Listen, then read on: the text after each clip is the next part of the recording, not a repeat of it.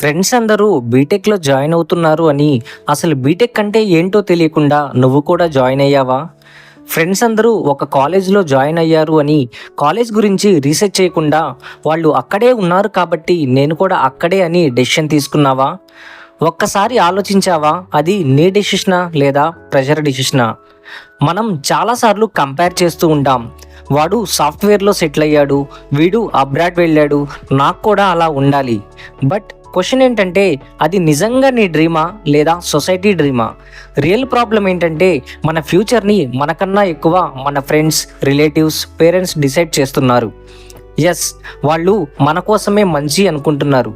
But remember one thing, advice తీసుకో, decision మాత్రం నీ దాంట్లోనే డిసైడ్ చెయ్యి.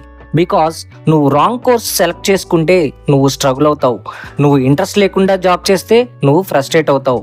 లైఫ్లో అందరినీ ఫాలో అవ్వడం ఈజీ, బట్ నీ పాత్ క్రియేట్ చేయడం బ్రేవ్ డెసిషన్. ట్రెండ్ ఫాలో అవ్వకుండా టాలెంట్ ఫాలో అవ్వు, క్రౌడ్ ఫాలో అవ్వకుండా క్లారిటీ ఫాలో అవ్వు. End of the day degree important కాదు, డైరెక్షన్ ఇంపార్టెంట్.